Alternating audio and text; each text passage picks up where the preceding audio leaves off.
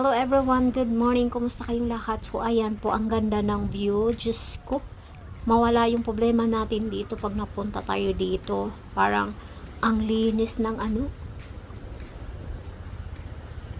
Ikita nyo yun. Saka maganda dito maglakad-lakad siguro pag umaga, no? Kasi matahimik siya at saka marinig niyo yung alon.